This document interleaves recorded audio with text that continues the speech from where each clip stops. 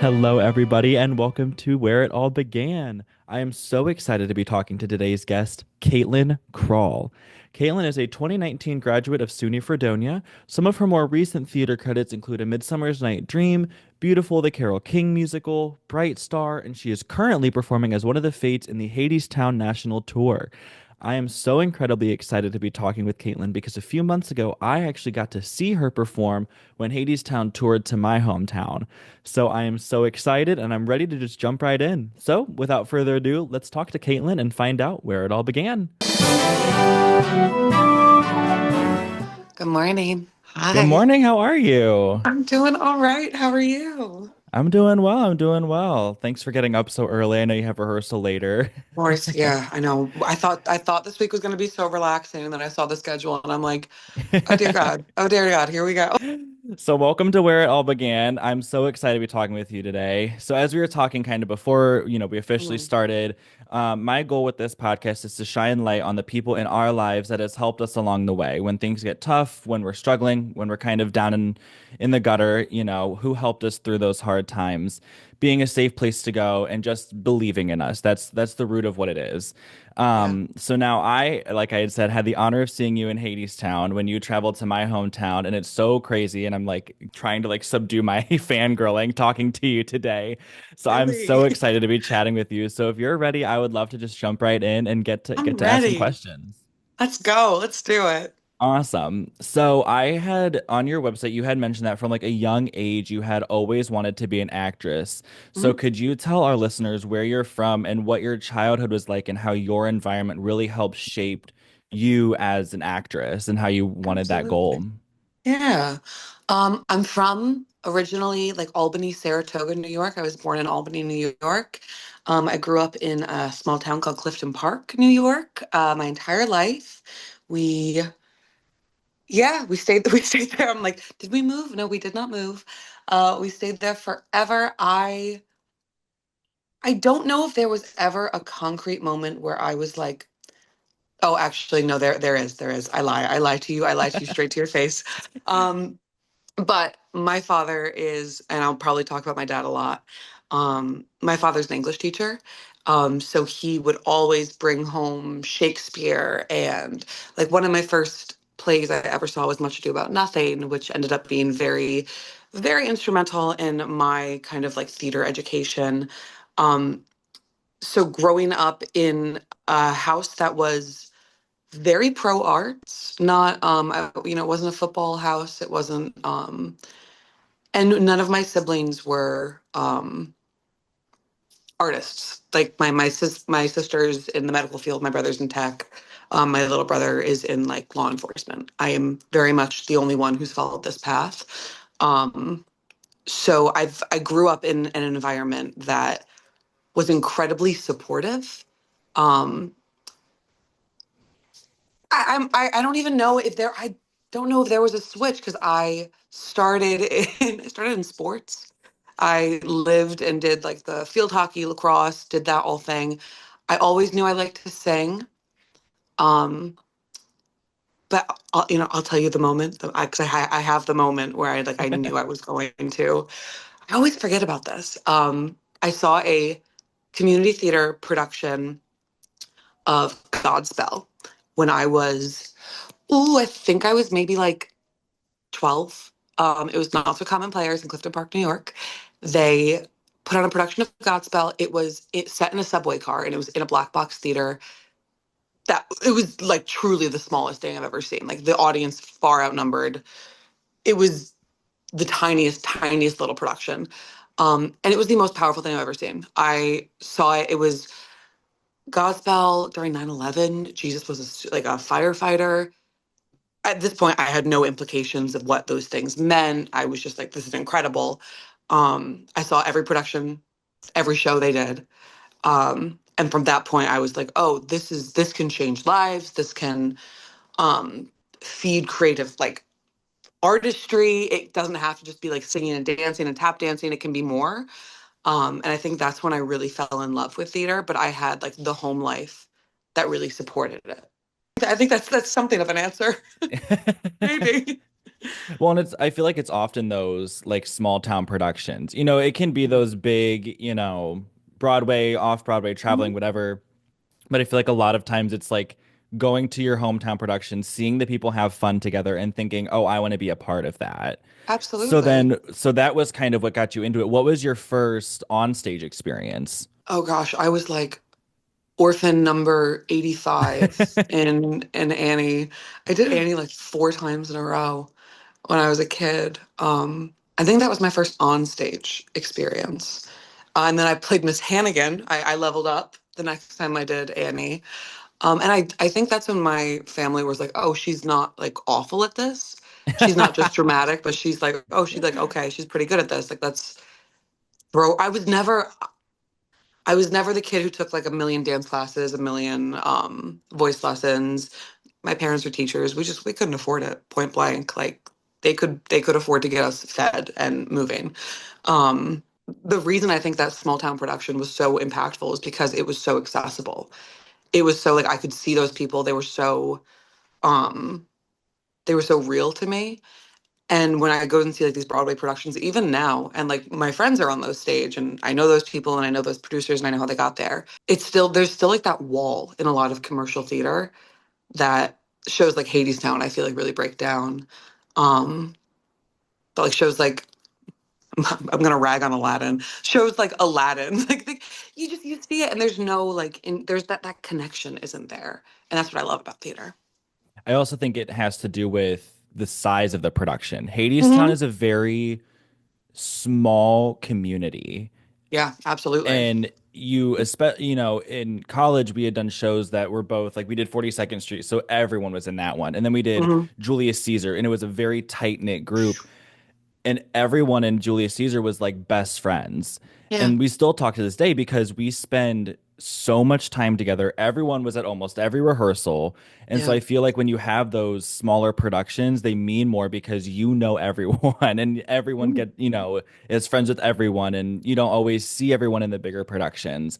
And it Yeah. makes a difference from the audience too, knowing that you guys are connected. It's building community. That's Someone the might whole be over thing. here and someone might be over Yeah. here playing two separate storylines, but you can tell that they're still connected spiritually or intellectually, and it makes such a difference viewing it too. Absolutely. Absolutely. It's all about building and taking community and putting Yeah. a community on stage. That's like the Yeah. most important part of theater. Yeah.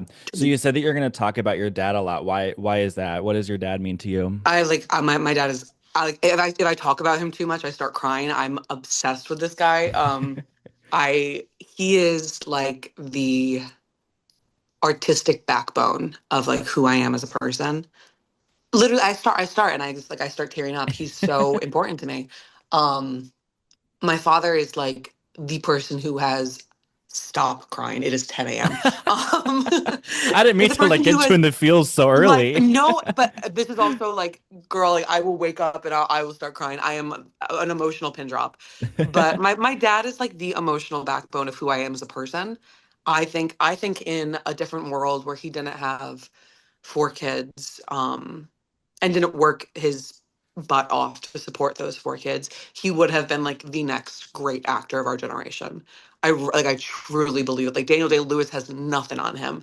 Like he has such a, and I've watched him like teach in classrooms, and he has this unbelievable stage presence. Like you just watch him, and you're like, oh, you are commanding this room. Hmm. You are in your power. And he's just always believed in me, like always, never a doubt. He's the most honest with me too. He'll be like, no, this was not your role. Like he'll be like, this is not, like he'll listen to me saying something. He's like, no, let's try something else. Let's try something else. But never cruel, never mean, always like his mom, who was my grandmother, who was also just a huge proponent of supporting me and just being wonderful people. Um she she and him were like the two people who always like stood so firmly by my sides. My mother too as well. Like I there is no one in my family who I'm like they downtrod my experience. At least in my immediate family. Um yeah, but my dad is I value his opinion the most, and he's just the coolest guy. He's so cool. I love him a lot, a lot. Yeah. Now, speaking of your mom, on your website it says Mhm. actor, singer, dancer, quoted pretty cool from your mother. So Yeah, how did that come about? How did that quote come about to be on th- your website? that comes about from me being an actor is so weird. It's Yeah. so weird. Like having to not only be a person, but also sell myself as a person. Because like Hmm. I'm kind of a product in a lot of ways. Um, and that was my way of being like, I don't know. But my mom thinks I'm cool. Like I'll put that up there. Um, I try very hard to not lean into the jazz hands of being an actor, to lean into the I am this perfect human and I am this perfect product. Um, at least when trying to promote myself. Listen, if your parents are there for you, you got to give them their flowers. It's hard. It's Yes. hard work. Hard Yes, work. it's just as hard as it's on us. They're the ones driving us everywhere and helping pay for everything. And Girl. Yes, I can't imagine how much they spent. Even just getting me to my college auditions, I'm like, that must have been a pretty penny. yeah. Pretty Yeah. penny. So while we're speaking of it, I was going to dive in later, but you brought it up. Mhm. What were your college auditions like? Oh, so I had no, there was no one in my life who was like in theater professionally. Um, at least that was very accessible to me. So my high school choir teacher, Miss Baird, helped me through a lot of it. Um, looking back, wish I wish I did a lot of things differently, obviously. I went in with what I thought they would want me to be, which is just not the truth. So I sang songs that were just not. I was singing "Not for the Life of Me" from Thoroughly Modern Millie, which is just not what I should be singing. Um, wearing a red dress and tan shoes and hoping that they were going to see me as, this ingenue, and that's not going to be my reality. Um, so it was hard. It was hard. I was also very, very sick at that during college audition processes. So I auditioned at a lot of schools. I got into very few.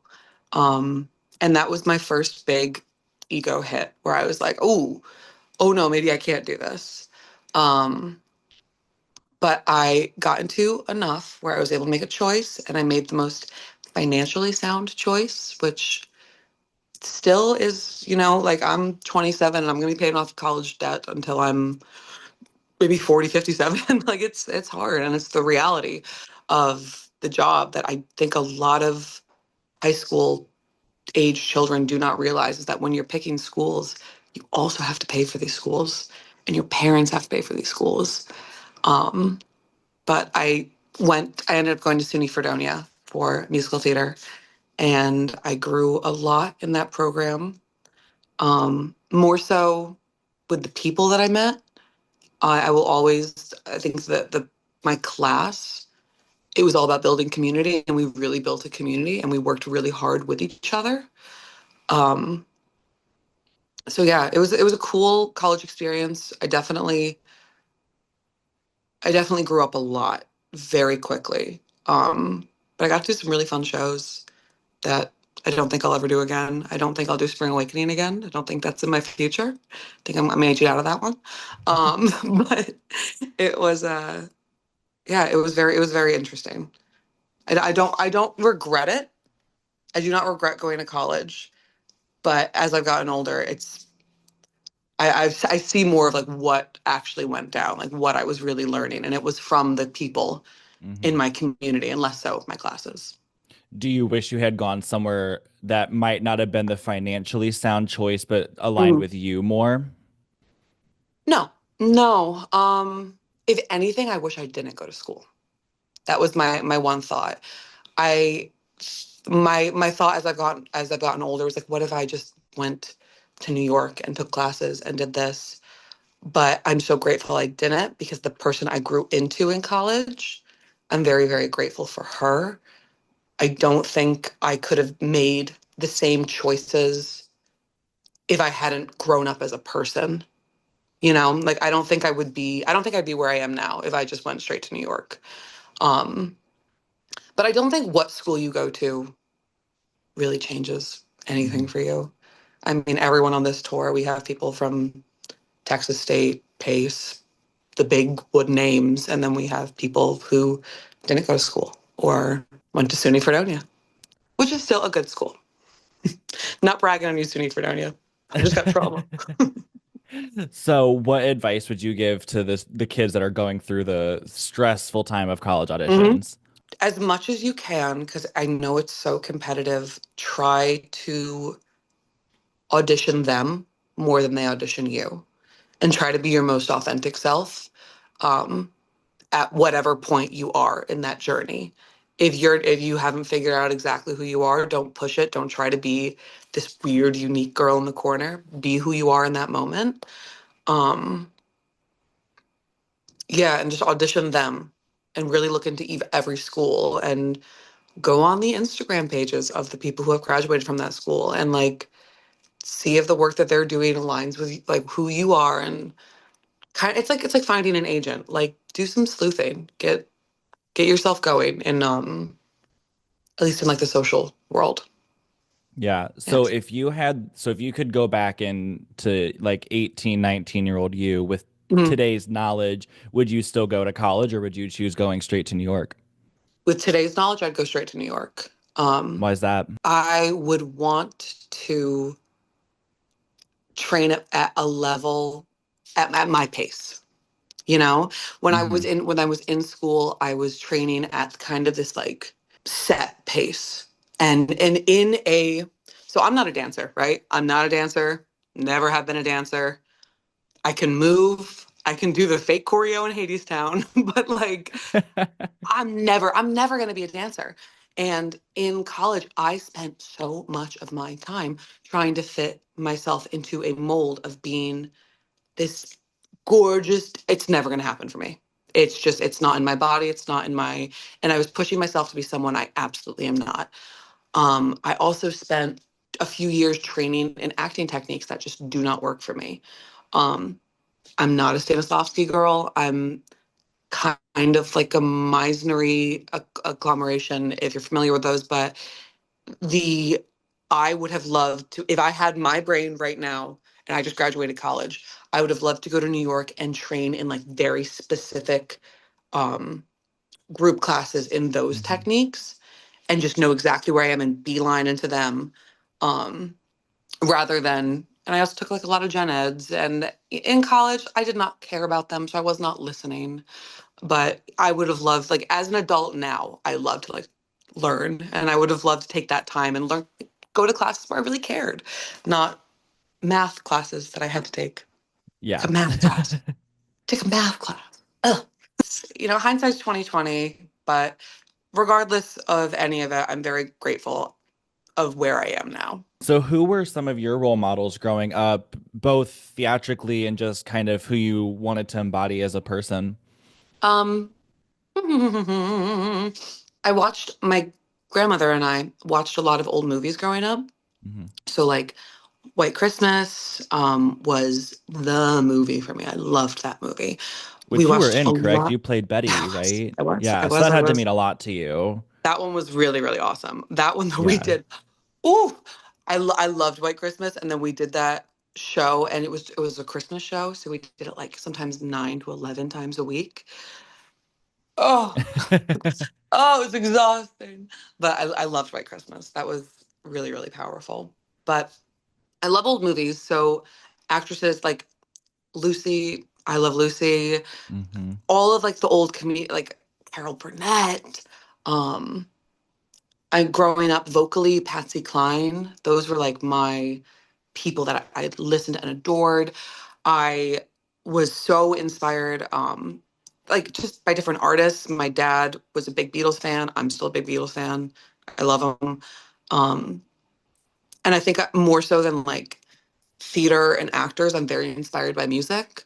Um, I try to do an album a day. I'm a big music nerd. All right, what's your current So album? Current album, we're doing SZA today. We're doing Okay. the new SZA Luther, the deluxe edition because I did the original, but we're doing the whole Okay. guy. Yesterday I did an old what's their name? Thin Lizzy album, which is like this weird 80s rock group. But Okay. I love music. I'm a big music nerd. Which is why I think I love Hadestown so much, low key. Yeah. But yeah, I think like actors like that and music like that when I was growing up, they were very inspiring to me. Yeah. Also, I mean, my father was just such a huge inspiration. So when you kind of look at your childhood, you had kind of talked about when you knew you wanted to do this. When did you Mhm. know you wanted to full on like, no, this is what I want as a career? Because I think doing it community theater or a hobby in like Mhm. early elementary, middle school is one thing, and then you get to high school and you start thinking, oh, this is a viable career path. When was that moment for you that you knew you wanted to do this? There's a few moments that I think stick out in my brain. I don't know if it was ever like an out loud choice that I made. It was just like an always like I'm gonna do it. Hmm. Um I got a lot of like I started doing plays specifically when I was in high school, and the feedback that I got there was very empowering. I think it always felt like this was the next step. It was always like an inside thought, but I would never talk to anyone else about going to school for anything else. It always just felt like though that's what she's gonna do. She's gonna Hmm. go and she's gonna do that. I think it was a production of it was a touring production of Peter and the Starcatcher at Proctor's Theater in New York. When I finally like I think it was an intermission. I turned to my parents and I was like, I want to audition for schools. I want to do this. It was like the first conversation. Hmm. And they immediately said, okay, let's do it. And then we watched Act Two. Yeah. Um, that was probably the out loud admission, but there wasn't like a turning point. It always just felt like a snowball that was slowly heading in that direction, as if like Yeah. I had no other choice. Like I had to do it. Um, and I'm happy it worked out that way. Yeah. It's a hard life, but it's a good life. Yeah, Yeah. definitely. And speaking of, you had talked about when you had gone to your college auditions and kind of gotten Mhm. the no's was kind of the first wake up call of, ooh, is this a viable career path? Were there any Yeah. other moments that you were like, oh, maybe I need to start looking at like a plan B, and how do you kind of overcome those slumps? I'll be honest, I have those thoughts constantly. Like, this is being in like an interpersonal career where your job and your life and your happiness and your money is dependent on relationships. And like, it's taxing. It's really taxing, especially for someone who is so, I I like to say I'm very empathetic. I don't, what are those people who take on everyone else's emotions? What are empaths? I don't think I'm an empath, but I think I'm very empathetic. And when I see someone struggling, it affects me. And in theater, other people's emotions are very, very high, and other Hmm. actors have a lot of emotions. I have a lot of emotions. I literally just almost cried 5 minutes ago, but like we're all very dramatic and we're all a lot. Being in situations like this can be very, very taxing at times in a theater world. 90% of the time, it's lovely. 10% of the time, it's so horrible. And I'm like, oh God, I gotta get out. There are a lot of times where I've had to take a step back and be like, is this really what I want to do? Or is this just what I said I was going to do when I was in high school? And that's, I think, something I'm like going to, I think a lot of people deal with that in every single career. Hmm. It's not specific to theater. I think it's the reality of life is that when you make a choice, you have to constantly question that choice. Um, and if not, I think it's just you're just living in something out of stubbornness. I also like I teach. I love teaching, and that's been like a supplemental. That's like my escape. I love like theater education, and when I do that, it almost invigorates my love for theater more. So that's been kind of like my not really plan B because it's really in the same world, but like Hmm. plan A1. Like Right. it's adjacent to it. But I mean, gosh, when I auditioned for schools and things didn't work out, that was really scary. I was like, I don't know what I'm gonna do here. But I've also like there's been times in New York where I haven't gotten any work or have had, 2 months to kill until I have a contract. I've done the whole like I've been a waiter many times. I've been a nanny. I'm probably gonna still do that. Like it's just the reality of life. You got to make money somehow, and theater isn't Yeah, always lined up perfectly. right. So Yeah. when did you start getting into the teaching aspect of theater? I went to Charleston Stage Company after I graduated college. It's like an internship program, and I was there for including the pandemic because the pandemic hit. What would have been my second year there, so I was ended up being there for 3 years. Um, and they trained me to teach. It was like I would do their shows at night. It was like a 10 show repertory season. It was awesome, and then I would teach all day. So I was going into schools and teaching. I had my own personal classes. I had personal voice like lessons I was teaching. It was incredible and so intense. And I can't believe I did that schedule. Like looking back at it now, I'm like, oh girl, like I was working on some kind of caffeine that youth with my caffeine. It's like 5 years ago. But um, yeah, Charleston Stage really invigorated that. There was a woman, her name is Mary Beth Clark. She is now the artistic director of Charleston Stage. She was, I believe, the associate, or no, she was the director of education when I started working there, and now she is the artistic director. She, I mean, if I talk about people who inspire me and people who have kind of changed my life, she believed in me and pushed me in a really positive way. She is like she's almost like a cartoon character to me. I hope Mary Beth listens to this. She is like she has this incredible red hair. Well, it's now more gray, but she would dye it, and she is just like so spunky and lives in her moment. She feels like a cartoon character, but she would look at you and talk to you and push you in ways that you didn't know you needed. Um, and I became a better person and a much better teacher because of her.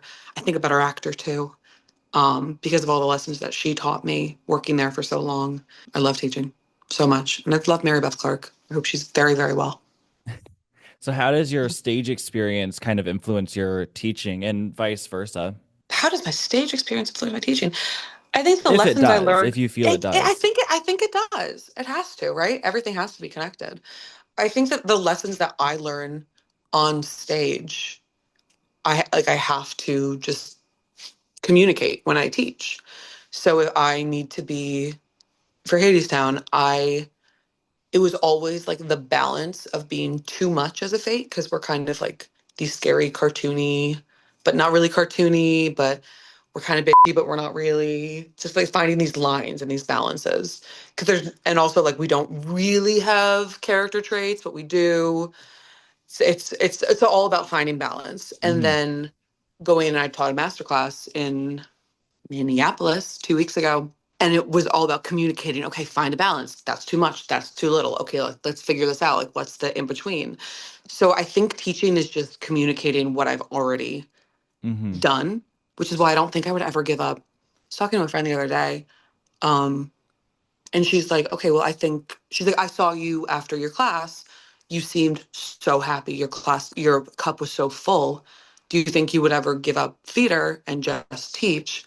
And I was like, I don't think I can. I think I have to be a practicing theater artist to be able to teach.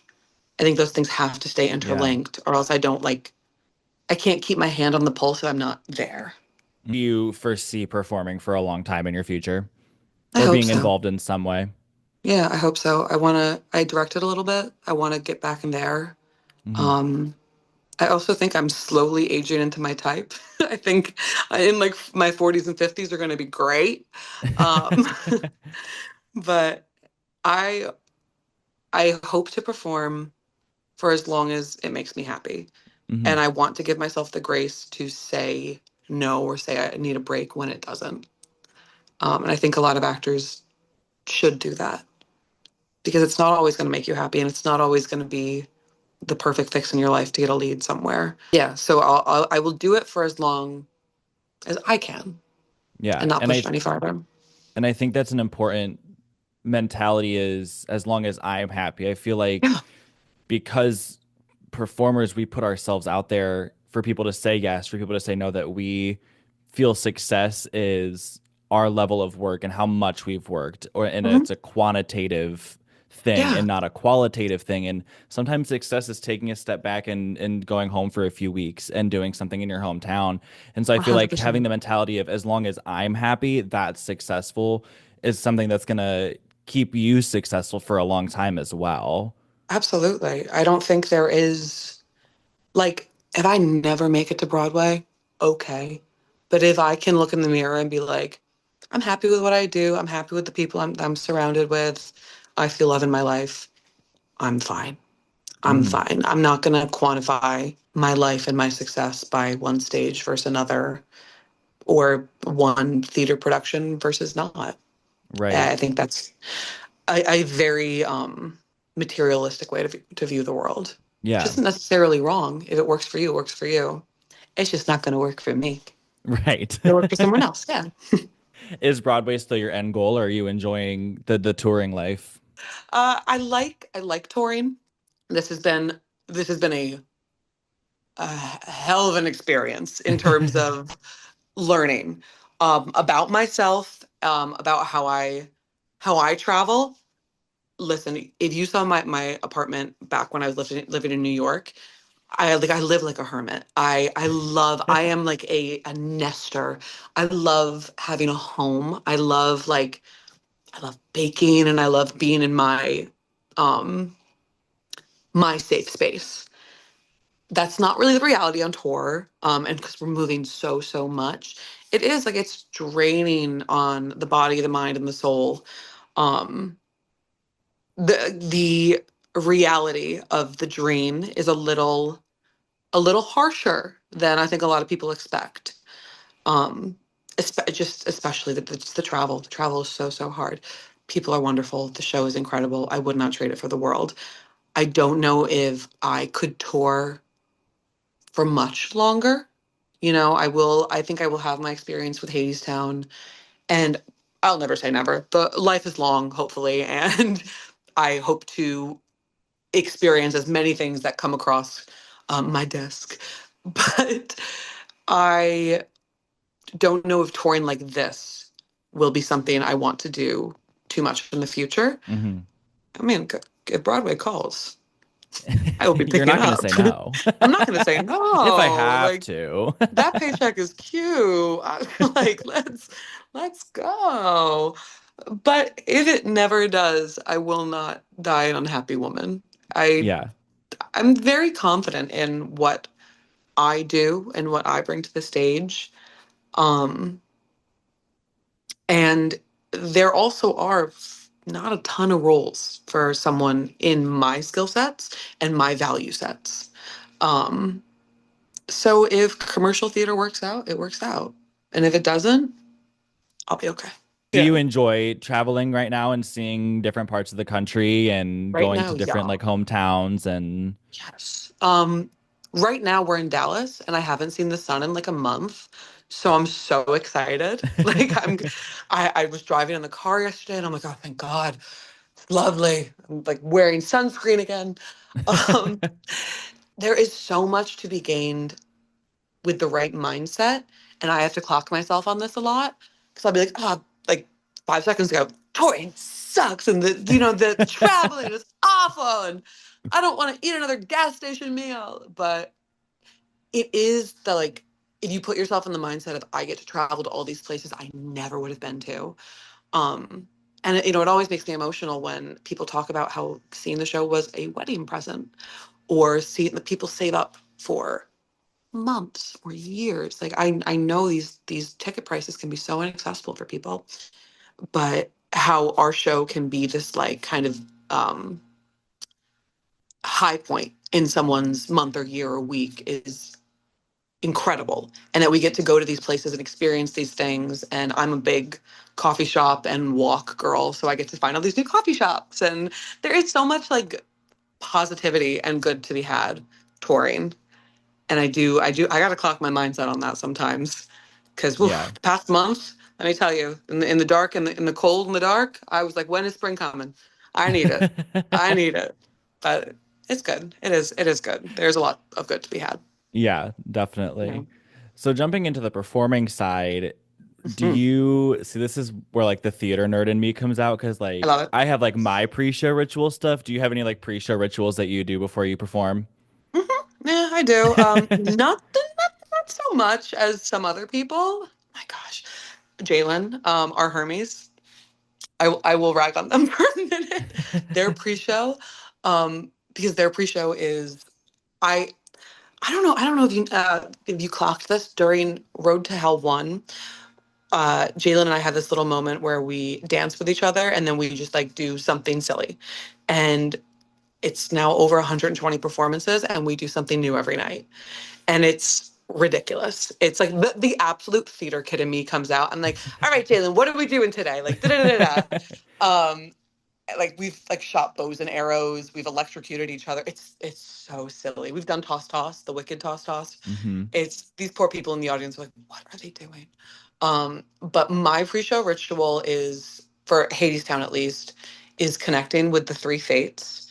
Um, we breathe together every single day because we're so interlinked in that Hmm. show. And I think my pre-show ritual has to change for every show. If I'm playing Lady Macbeth, I'm going to be alone. If I'm playing, but this is a show where I'm in such community. So I sit with my fates and I love them both dearly. So it is fine. Um, sit with them. The makeup takes most of my pre-show, low key. It's a lot. We're in Hmm. drag makeup. Miriam is our fate too. She has taught me so much.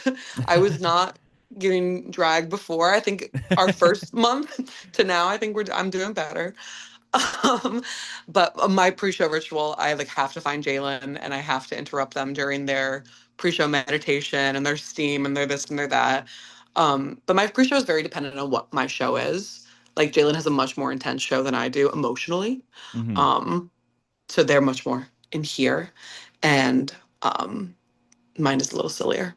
So I can kind of be silly at my pre-show and dance to Fetty Wap beforehand. It always kind of happens. But yeah, yeah. It's like I would say it's a light pre-show for this one. Yeah. We just do it so much, Yeah. you know. We just jump into it. Right. Right. It's like Yep. second nature now. It's Yep. a part of you. Pretty much. Yep. All right. All right. Not necessarily performance wise, but going Mm. to the research of your character, what is that like when you get a character and you say, "Hey, you have this role." What is your research like to start to embody them and get to know them? It depends on the character. The if I'm playing someone from a play or a real life person, I'm going to do a lot more research. I'm going to, read, do whatever I need to do. I did a two-person play called Black Pearl Sings in 2022. And I played a real character, Susanna Mullally, and I had to look her up and really research and really get into that. Um, For shows like Hadestown, a lot less. I did some research. I took Latin in high school, so I got my mythology down. Um, this I knew. This I knew. And the thing that I love about Hadestown is that anyone can play pretty much any character, and it can be correct.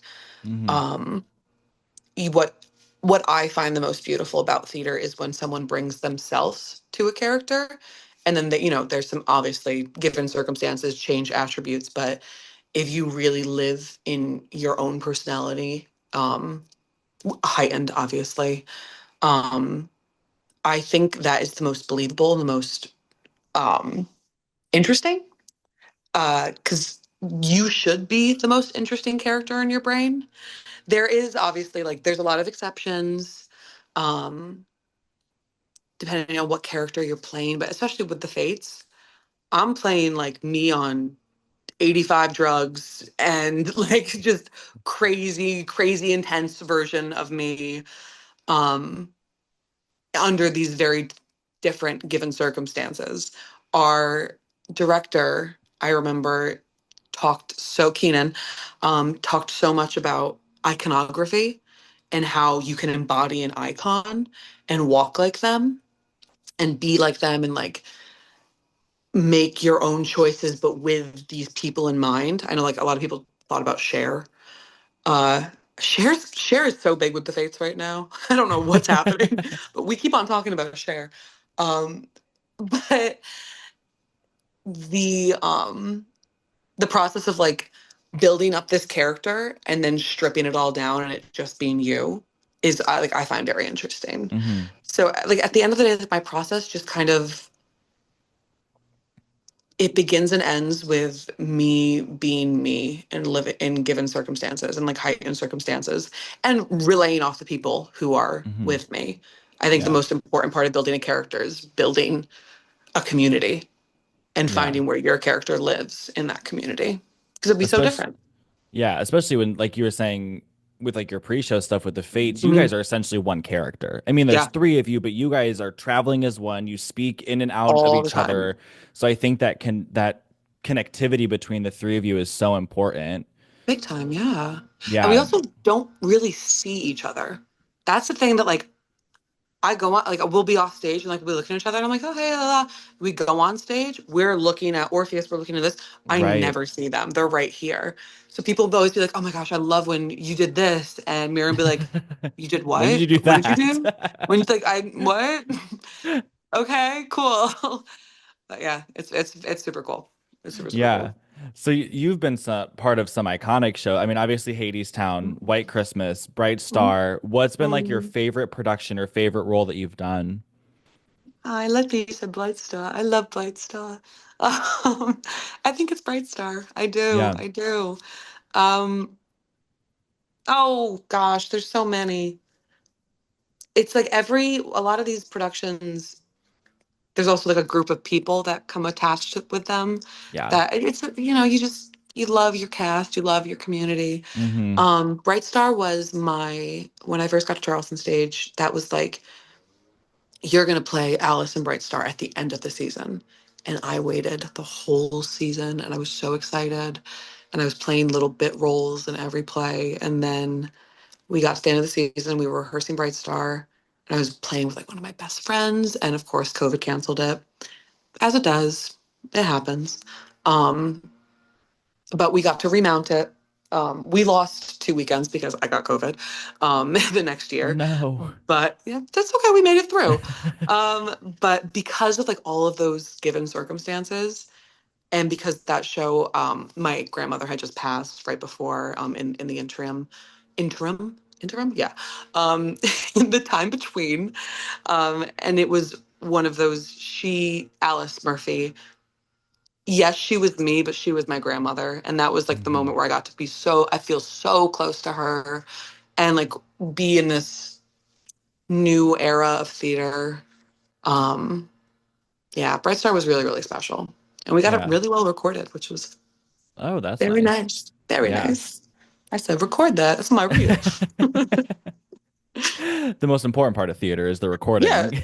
Yeah, like did you get the tape? If you didn't get the Right, tape, right. I don't care. Then why would we do the production? Come on. No, like let me hit the note again. It's okay.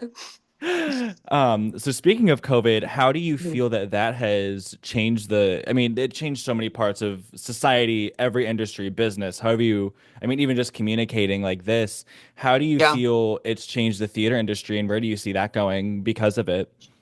I think COVID as an entity has done its damage on the theater community. And I think we're at a point where we're kind of rebuilding back. Hmm. Um, I think there's a lot more sensitivity towards illness now and towards, um, disability and towards people who are still suffering with long COVID. Like that is very present.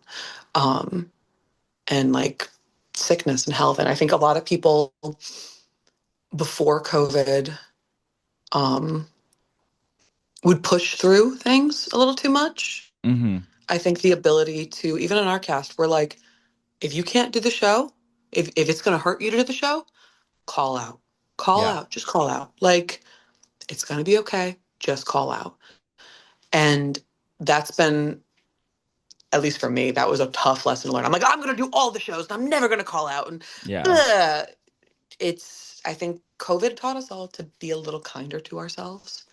Um, I think that's going to continue. I think now the next step and the next hurdle is to continue to do powerful theater in an age that we're currently in with the current political climate. Um, I think that's the next hurdle more so than anything Hmm. is continuing to do even shows like Hadestown um, that question power. Uh, I think that's the next step. Hmm. And COVID taught us some lessons, and I hope we continue using them. Yeah. Our voices are powerful. Yeah. Absolutely. Yeah. And I think, like how you said, like even with Hadestown, we're making that mentality shift already, um, in that question of power. And it's not always in the overt ways or sometimes the subtle, it's not this bright in your face message, but we sit back and talking with your family like, oh, it was that, and but you still get to enjoy the show and it's not distracting. And I think that's No, that's how you no, have to do it. absolutely, absolutely. Subtle. We can start subtle. We'll get pretty big. I'll get pretty big. In a few months. We'll see. We'll Yes. see. We'll see. I get Yeah, angry. definitely. Yeah. So we had talked a lot about being in a show, and you had talked about even now with COVID, kind of being true to yourself and Mm. remaining healthy and who you are. And when there's so many different things going on in life, especially when like you're on tour, you're always traveling, how do you remain grounded and stay motivated in who you are? Oh, oh, what a good question. What a good question. I call home a lot. I call home a lot. I call my parents a lot. I call my friends. I've also built a sort of community here that I have a few people here that they ground me and they make me remember. Like we've only known each other for like 6, 7 months now, but it feels we've seen each other go through the highest highs and the lowest Hmm. lows. So if you can see me wake up from being asleep on a bus for 8 hours, we're close. We're good. um, but I stay grounded. Yeah, I think it's calling home. I think it's getting to my workout every day. It's meditating, reading, and not listening to Hadestown every day. Like taking time for myself, um, journaling, all the things that Pinterest tells you Yeah. to do when you're feeling stressed. Like legitimately, like those things work. Like drinking Yeah. water, seeing the sun, um, and knowing that life is bigger than the 20 people that you live with every day. Right. Um, Staying grounded in the reality of life. It's big, and there's a lot of Yeah. people. Yeah. Being on tour, have you toured anywhere close to your hometown? I toured my hometown. I was our third stop, which is Okay. so. I wish it was later, but it was our third stop, Schenectady, New York. Got to tour for. I think we only did like 3 shows. It was so quick, but it was the most incredible weekend. My family, my grandfather, who's in poor health, was able to come out and see it. He hasn't seen me perform since high school, so that was awesome.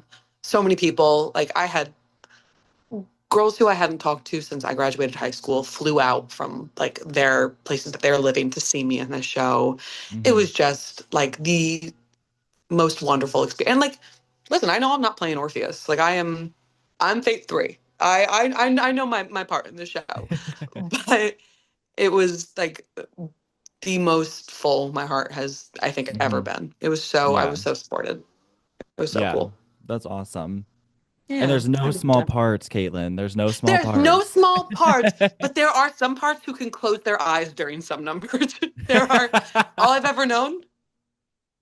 Like there are parts that have to sing all I've ever known, and there are parts that can kind of disassociate in the corner.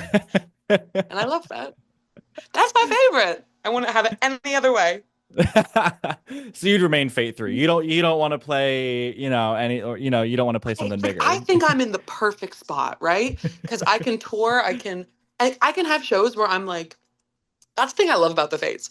I could be like so mad about whatever, and I can use that energy, obviously, and not direct any anger towards anyone on stage. You don't bring anything on stage, but I can use that energy and be like angry Fate, or I could be funny, giggly Fate, or because there is no like wrong kind of answer with the Fates. Hmm. They're just kind of crazy, Yeah. bonkers, funny, whatever. Um, keep on saying funny. They're really not supposed to be funny. I think mine just always is. But They're kooky. They're it's out there. They kooky. just kind Yeah, of kooky. appear. They're just kind of like, hey, Yeah. what's up? I'm in a turban. Get into it. Right. Um, but yeah, I think I'm in a good spot where this show I can be a part of it. I can have my moments that are on, I can have my moments that are off. Like there's longevity with this role. Um, that I think if I was playing something else that was more even just vocally demanding, because Fate Hmm. 3 lives in a very, very comfortable place for me. I mean, it's low. It's low, low, low, but my voice sits there. So I'm able to drop into that without really ever straining my voice too hard. Yeah. Which is great. Sustainable. Yeah. So did you have a lot of vocal training? You said kind of growing up you didn't have a lot of dance or vocal training. Did you have more of that No. going into college? I mean, I took vocal lessons. I had a beautiful teacher, Lynn McMurtry. She taught me some really, really healthy vocal exercises and training. SUNY Fredonia is like a very opera heavy school, so we went into um, learning musical theater from a classic approach, which was I think very helpful in the long term. Um, but since school, I've had a couple months of lessons during the pandemic, but a lot of it has kind of just been self motivated and self Mhm. taught. Yeah, I haven't really taken a ton of voice lessons in my life. I would love to take more. Um, but the reality is they're really expensive.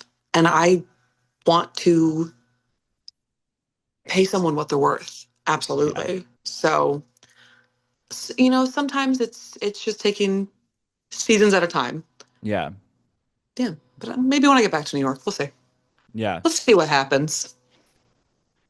So every year when I watch the Tonys, there's always the winner who has the people that they mention and who help them to get where they are. So who we'll consider this your practice run when you get your Ah. Tony Award. Who would those people be when you win that you would mention?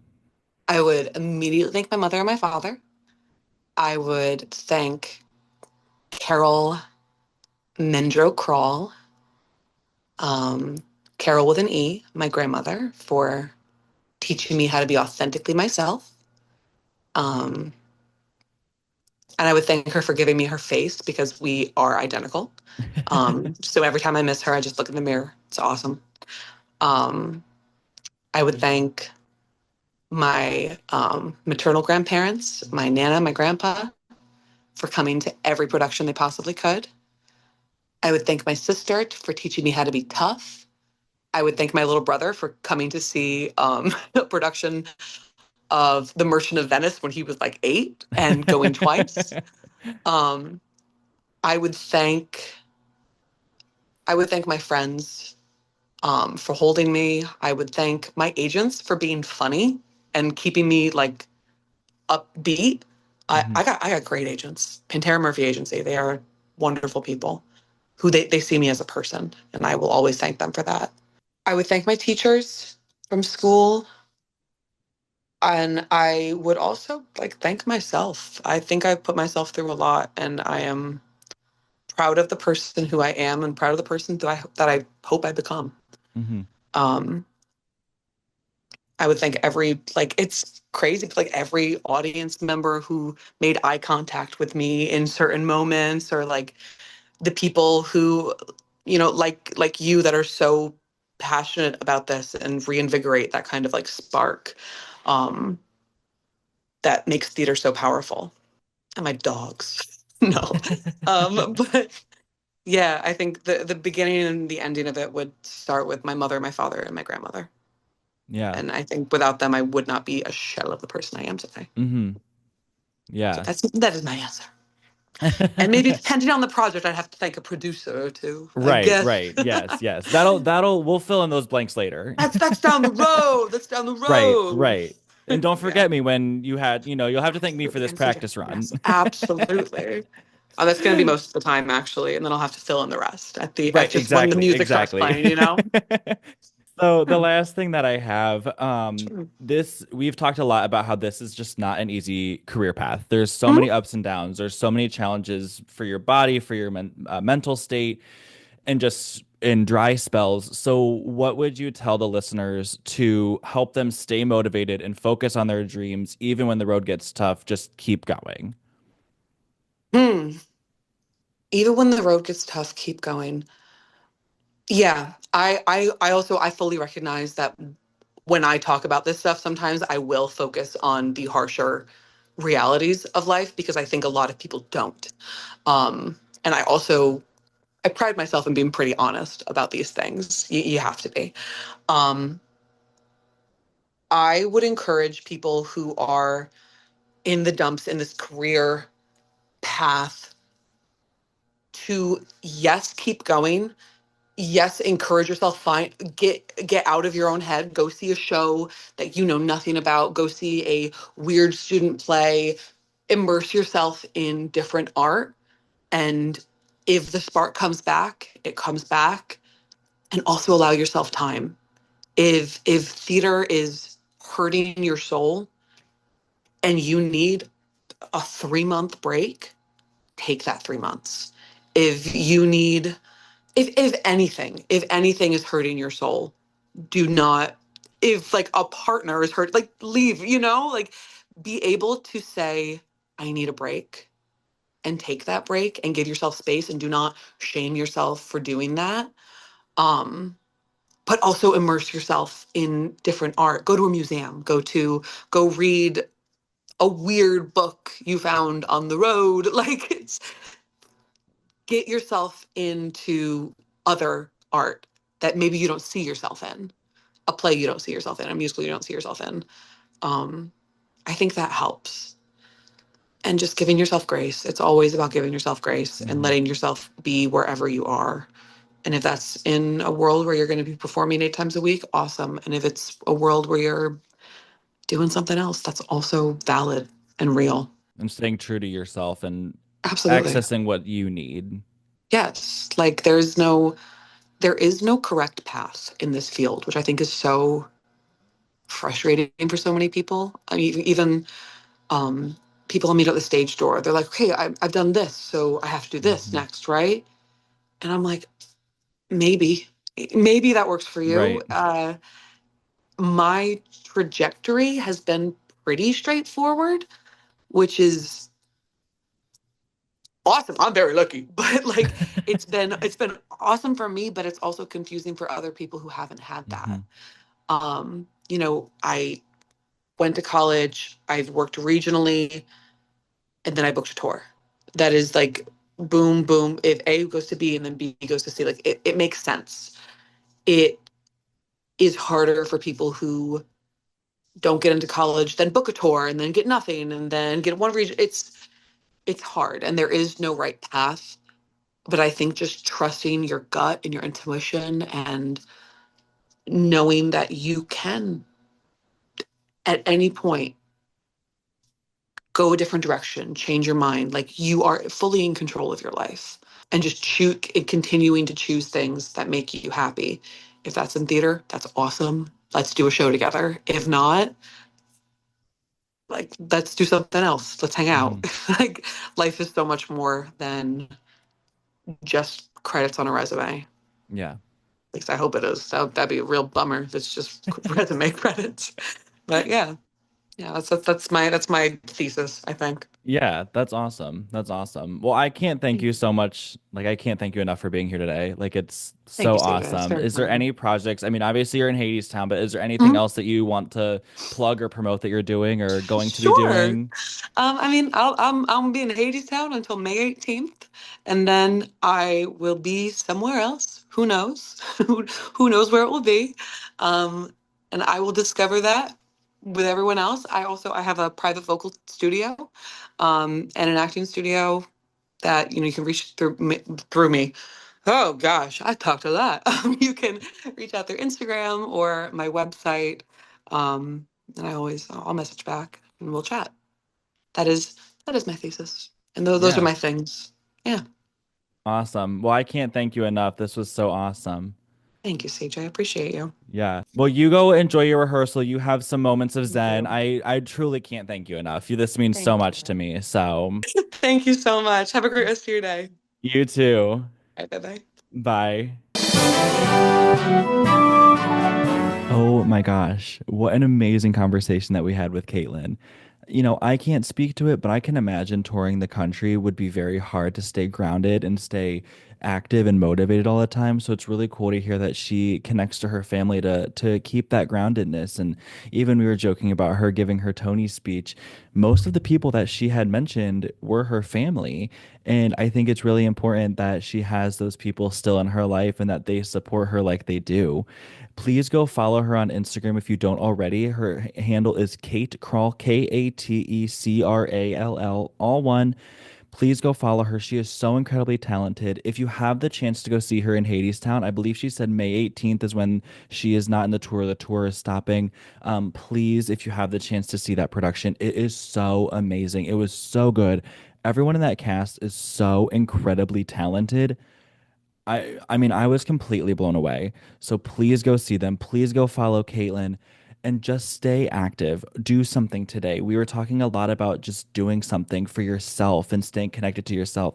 So go do something today that you wouldn't normally do that would make you feel good. And I cannot wait to have next week's guest on. So please stay tuned to find out where it all began.